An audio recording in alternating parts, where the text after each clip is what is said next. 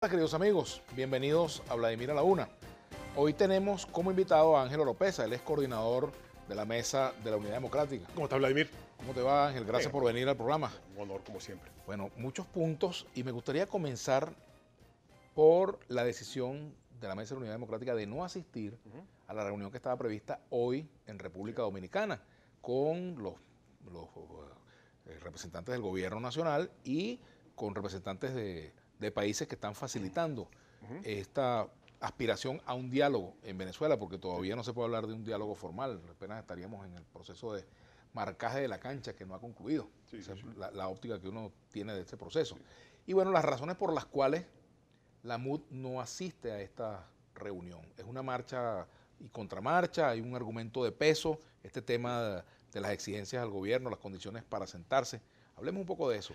Sí, no se va porque quedémonos en la palabra exploración o prediálogo o prenegociación, como tú mismo le explicas, que quizás no hemos sido muy claros en explicar qué significa esto. Te pongo un ejemplo que funcionó el otro día que a lo mejor puede servir.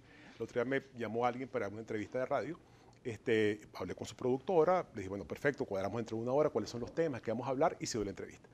Cuando estamos en la entrevista, la periodista pregunta, bueno, ¿cuál es la diferencia entre negociación? No fue tu productora. Otra también. Fue otra.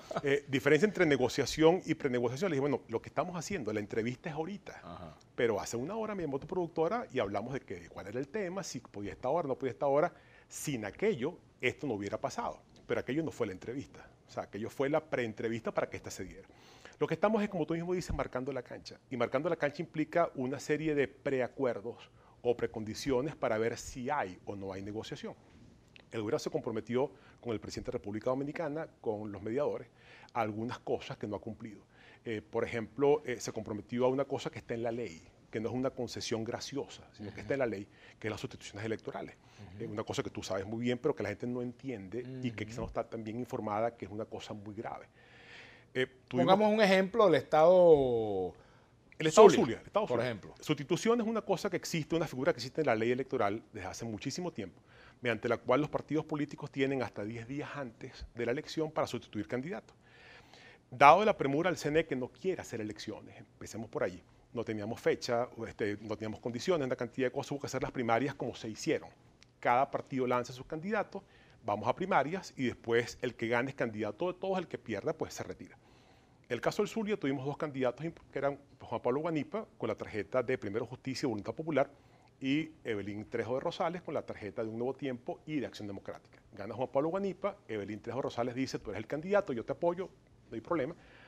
Y pasa a ser lo que se ha hecho siempre, Vladimir, que es que entonces estos partidos supuestamente no derrotados o no ganadores, que son Un Nuevo Tiempo, Acción Democrática, mandan una carta, comunican un trámite burocrático sencillo que se ha hecho siempre, informando que ya el candidato de Un Nuevo Tiempo y Acción Democrática ya no es Evelyn Trejo, la retiran, que ahora es Juan Pablo Guanipa. De modo que los votos que se emitan por la tarjeta Acción Democrática Un Nuevo Tiempo vayan a Juan Pablo Guanipa. Eso que es un trámite que se ha hecho siempre, que es una cosa que está en la ley, el CNE no lo está permitiendo. No ha abierto el sistema. ¿El gobierno se comprometió a eso? Una de las cosas que el gobierno se comprometió para que hubiera esta continuación de la fase de exploración era que la ley se cumpliera. O sea, otra vez, no es una concesión adicional, no es una cosa sobrevenida, es que cumplas con la ley. Entonces, claro, un poco lo que decimos es... ¿Por qué? Me pregunto, a lo mejor una pregunta tonta, pero tengo que hacerla. ¿Por qué no la otorga? ¿Por qué? No es eso. ¿Por qué el gobierno, que es un poder distinto al poder electoral, tiene que asumir ese compromiso? Bueno, esa es la mejor evidencia que el poder electoral no es poder electoral, en todo caso es una cuestión subalterna. Pero poco para explicar a la gente la gravedad de lo que está pasando. Si al final no dan las sustituciones, bueno, en el Estado Zulia, cualquier elector de oposición que quiera sufragar con la tarjeta de Un Nuevo Tiempo, o sea, Un Nuevo Tiempo en el Zulia, Vladimir, que no es cualquier cosa, o quiera sufragar por la tarjeta de Acción Democrática, que no es cualquier cosa, su voto será nulo. O sea, imagínate el escenario de que el candidato Eras Cárdenas saque 100.000 votos. La tarjeta de PJ saque 80.000. Y la tarjeta de EP, no se pongan bravos los de EP, pero saque 19.000. Y ya van 99. Un Nuevo Tiempo saca 70 y de saca 60, no valen.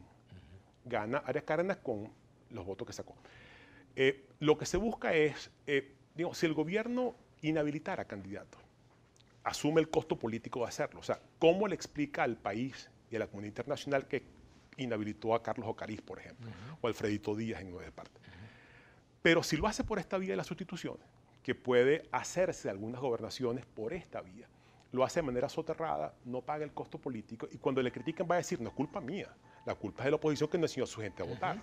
Entonces, es un mecanismo muy perverso, es una violación flagrante a la ley. La ley, digamos, estipula, y se ha hecho siempre, que la sustitución es un derecho sagrado del elector, es en defensa del elector. Entonces, además, no es lo mismo que la campaña, es una campaña para estimular la participación, a que tenga que partir la campaña en dos, Vladimir, para entonces explicar a la gente cómo se vota. Vota por un nuevo tiempo en Aragua, pero no votes en el Zulia. Vota por PJ aquí, pero no votes allá. O sea, es enredar, es otra vez un gobierno que de manera demostrada no quiere contarse. Va a esto porque no le queda más remedio, fue obligado por la presión internacional. Entonces, como está obligado a contarse, tiene que hacerlo de la manera más enredada posible, sin fechas, sin condiciones, violando la ley, inhabilitando candidatos, ocultando condiciones, cualquier cantidad de cosas, y provocando la abstención, porque su gran carta es la abstención.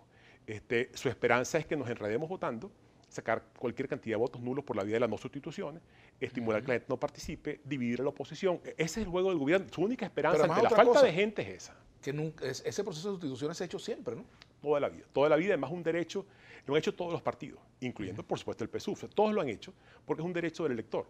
Si, por ejemplo, Dios no lo quiera, el candidato Vladimir Villegas al final le pasa una enfermedad, tiene que retirarse porque su condición física no se lo permite. Bueno, se sustituye 10 días antes y pasa a ser el candidato que el partido de Vladimir decida, Ángel Oropesa, el que sea. Es otra vez en defensa del elector y está en la ley. No es una concesión que se le exige al CNE, ni mucho menos se le está rogando que lo dé. Es simplemente cumplir con la ley.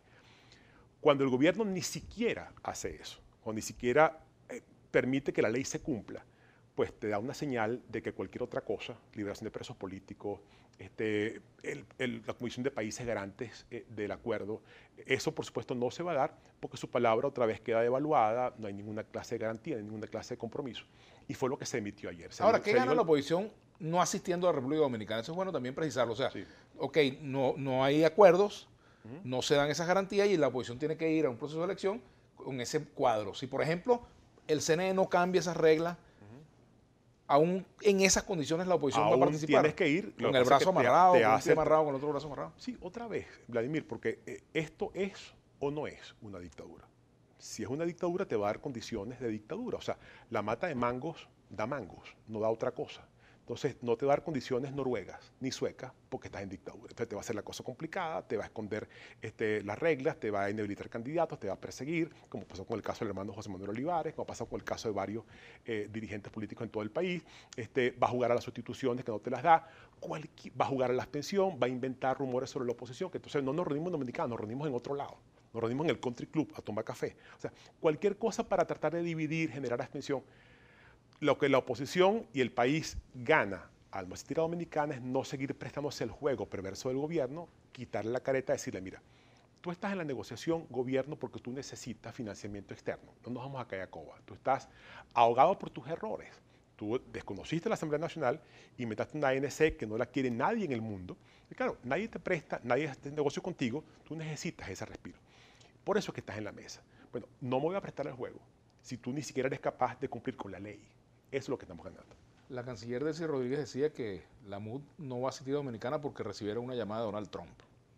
Sí, tú sabes que hay un mecanismo de psicología, ahora tu clase de psicología en cuarto año, un mecanismo de defensa freudiano. ¿Tú eres profesor de psicología? Sí, yo soy profesor de psicología, soy psicólogo, pero en todo caso hay un mecanismo de defensa freudiano que es la proyección, que es eso de poner en el otro las propias, digamos, las propias debilidades, las propias patologías.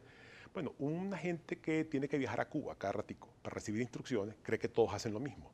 Está bien, Delcy que diga lo que tiene que decir de su trabajo, le pagan para eso. Ahora, el país no le cree. El problema debe ser muy, muy triste dirigir una organización como la ANC, un parapeto, que no es querido por nadie en el país, que no es reconocido por nadie afuera, que tiene una credibilidad muy baja y estar viendo cómo sobrevive a eso. Tenemos que hacer una pausa. Al regreso estaremos conversando nuevamente, seguimos conversando con Ángel Oropesa, coordinador de la Mesa de la Unidad Democrática. Oropesa a la 1, nuestra etiqueta para sus preguntas, comentarios para nuestro invitado. Ya regresamos.